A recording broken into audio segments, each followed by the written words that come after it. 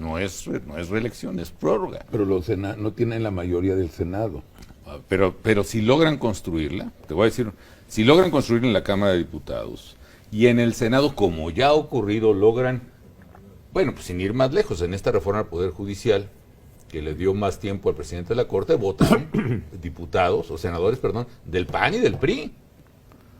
No sé si les pasaron una bola rápida, se vieron muy lentos o de plano se vendieron, no sé, pero votaron. Esa mayoría se puede construir. Entonces, lo que hay que hacer es pedirle al presidente que si quiere pasar a la historia, pase como un presidente que no fue seducido por la tentación reeleccionista. Pero yo sí creo que vamos rápidamente en la misma ruta de países que han construido autoritarismos así. En el libro de ¿Por qué mueren las democracias?, de Levinsky, señala precisamente, primero, que la mayoría de las dictaduras del siglo XX llegaron por votos. La de Chávez llegó por votos, por ganó supuesto. abrumadoramente. Maduro. De acuerdo, con fraude y todo. ya instalada dictadura. Pero Ortega, Evo llegó con Daniel votos. Ortega. Daniel Ortega, que lleva ahí como 30, 40 años. Ahí, y muchos, bueno, y Mussolini llegó por votos, claro, y Hitler llegó por votos. Hitler, sí. Entonces no podemos jugar Correa, Ecuador, sí. y todavía, Sí, yo que veo en Venezuela, bueno, y ahorita comento qué veo en México respecto a Venezuela, pero voy al tema de los americanos. Yo, además que quiero mucho al presidente Biden y hemos sido, no solo cuando él fue presidente, vicepresidente y yo presidente, es un gran tipo, sino que me invitó 2 veces al centro Biden en 16 y 17. Estuve en una estancia académica en UPenn y luego lo vi él mismo me regresó un almuerzo en el centro Biden en Washington. Y lo estimo bastante. Somos compañeros en una comisión que se llama Comisión Interatlántica para la Integridad Electoral, que empezó a investigar, por ejemplo, la intervención de Rusia en las redes sociales en diversas elecciones en el mundo. Desde luego en la de Trump, la primera, que fue... En el Brexit. En el Brexit, en el plebiscito de Colombia, en otras elecciones en Italia y desde luego en México en 2018. Eso ya no se hizo formal el estudio ni se publicó, pero es un hecho. Así es.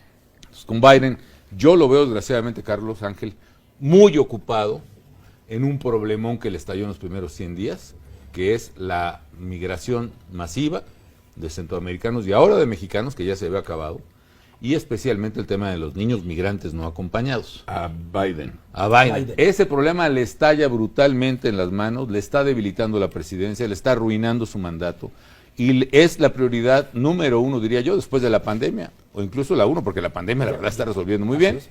Es la prioridad número 1 para Biden, porque y tiene que meterle todo para arreglarlo. Por eso nombra a Kamala Harris, vicepresidenta, como encargada de todo este tema, que fue procuradora en California. ¿Cuál es la prioridad entonces para Estados Unidos? Arreglar ese tema. Y necesita al gobierno mexicano para arreglarlo. Necesita al gobierno mexicano para hacer esta, pienso yo, vergonzosa conducta de frenar centroamericanos en nuestra frontera a palos. Como dice el propio presidente, macaneando centroamericanos.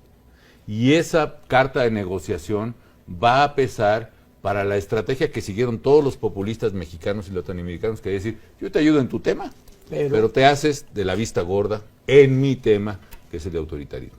Y no veo a Estados Unidos con un poder cargar con eso, y además con cierto complejo de culpa que trae por las intervenciones ofensivas que se ha hecho. Y por los fracasos que ha tenido. Tú mencionaste Cuba, pues era una islita de este tamaño, pero en el pleno apogeo soviético los gringos no pudieron hacer absolutamente nada, y Fidel Castro se quedó ahí. Yo solía decir, oigan, yo voy a ser presidente, Fidel Castro todavía es presidente, y ya era presidente antes de que yo naciera, no marchen, pues digo, entonces yo por ahí si tenemos que sacar a México, lo vamos a tener que hacer los mexicanos, y olvídate de los gringos. Ahora sí que ni el enfermo quiere ni hay que darle. Yo no veo ni remotamente, me indignaría que hubiera una intervención a mí también de los americanos, no, pero aunque lo fuera, no, ahora sí que por ahí no va. Yo creo que el Andrés Manuel es un tipo muy pragmático, es muy inteligente. Yo creo que no hay que ni subestimarlo ni ofenderlo, porque la ofensa degrada, es denigrante para quien la hace, es denigrante para mucha gente que la oye, y además no es cierto, es un tipo muy astuto, y por supuesto sabe que puede jugar esta carta de detener migrantes centroamericanos con tal de que lo dejen en paz los americanos y hacer su santa voluntad. No entiende, eso sí, o no acepta porque está cargado de prejuicios él y la gente que lo rodea, y en general la izquierda latinoamericana bofa, digamos, esta gritona, están cargados de prejuicios ideológicos que no los dejan razonar. Sí. Y el prejuicio económico básico es: lo que haga el gobierno está bien, lo que haga el sector privado está mal. lo que haga el gobierno nacional está bien, y si es sector privado extranjero está mal, y van a atacar eso, y por eso nos van a hacer pagar a todos los mexicanos las pérdidas de Pemex, que son arriba de $500 million al año. Por eso. A ver. Bueno, perdón. tú no, Ángel, no, es que, perdón, no me terminaste de contestar, o no terminaste de Corrijo, contestar. es inteligente en el sentido No. que tiene una astucia política enorme, no, pero pero en términos económicos está mi dominado por sus pregunta. prejuicios. Si gana la mayoría el presidente, llegaremos a ser, habrá autoritarismo en Sí, México. yo creo que el voto del 6 de junio es o democracia o dictadura. Así. Yo no me voy con sea, el matiz neta, de que neta dictadura. pero está clarísima la señal, insisto, el presidente no nos engaña. Cuando él dice que prorrogar el mandato contra la Constitución no es reelección, sino prórroga, pues claro que es una violación constitucional, lo está diciendo claramente lo que piensa él de la Constitución. Cuando el líder de la Cámara de Diputados de Morena dice, bueno, está bien, ustedes en este debate del 97 constitucional o 94, ustedes nomás, los conservadores, les interesa el derecho y la Constitución. A nosotros nos interesa la justicia. Con ese argumento de que la justicia que yo interpreto es la que vale por encima de cualquier ley, ese es el argumento. Cuando se supone que mi moral es superior a los demás por encima del derecho, ese es el argumento de las dictaduras en todo el mundo. Sin duda.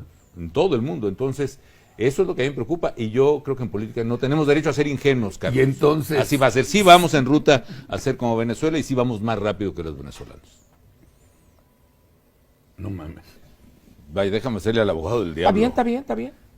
Lo digo con todo respeto. Yo conozco empresarios mexicanos, como tú bien dices, súper valientes, y que por supuesto ni son dejados, y en las peores circunstancias hoy siguen comprometidos conmigo. Pero la gran mayoría no son así. De acuerdo. La gran mayoría, incluso los grandotes, son bien que- sacatones. Y están pensando más en su dinero y ni siquiera pensando bien, porque no ven el riesgo que se viene sobre su dinero, sobre su patrimonio, su ranchito, quién sabe dónde. Y a la hora que dice organicémonos para enfrentar esta dictadura que se viene, te dicen échale ganas y cuentas lo que se ofrezca menos de dinero, y ni un centavo. A nosotros ni un centavo. ¿Y sabes qué? Son bien sacatones, nomás dice el presidente, les truenan los dedos y ahí están tragando tamales de pibil o de quién sabe qué, de chipilín en Palacio. No, Los más con todo caros del respeto, mundo. son bien sacatones y grandotes y así, muy elegantiosos y lustrosos y labiosos. No van a hacer lo que les corresponde.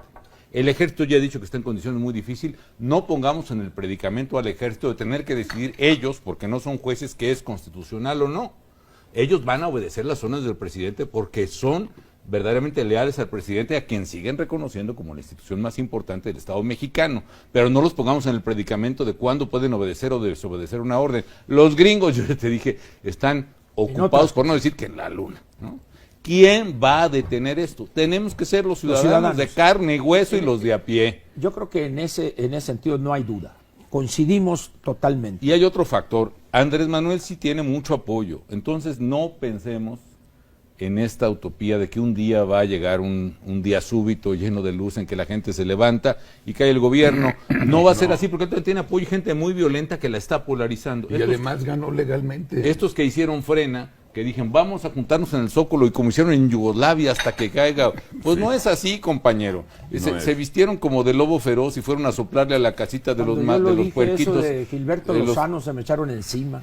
No, Exactamente la verdad es que lo no es mismo. así. Claro. A mí Requerimos también. una organización ciudadana permanente, estructurada, disciplinada, con parámetros éticos y dispuesta a organizar y lucharse, no para el 6 de junio, eso ya estamos Ya tarde, está. cabrón, para los El próximos 24, 10 años. 27, Porque 30. si no paramos con una mayoría opositora a Morena este 6 de junio, esto se va a exacerbar. Totalmente El de poder acuerdo. presidencial, que es un veneno para quien gobierna. Yo estuve ahí.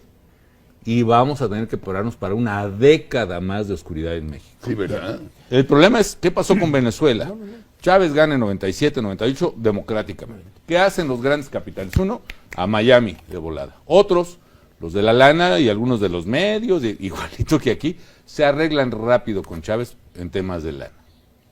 El resto de la gente, profesionistas, empresarios, grandes, pequeños medios, que se la viven criticando con toda razón la burocracia, la corrupción de los partidos políticos. COPEI de Venezuela, de la línea un poco del PAN aquí, Socialdemocracia de Venezuela, de la línea del PRI-PRD, colapsaron por corruptos, por ineptos, como están haciendo los partidos políticos tradicionales aquí. Pero pasaron 10 años sin que nosotros viéramos. Hasta 2008-2009 salió un Capriles, salió un Leopoldo López, una Liliana Tintori.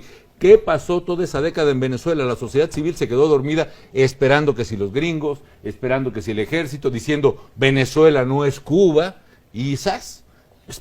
Nosotros no podemos esperar 10 años, es lo que quiero decir. Ahorita Totalmente tenemos de que acuerdo.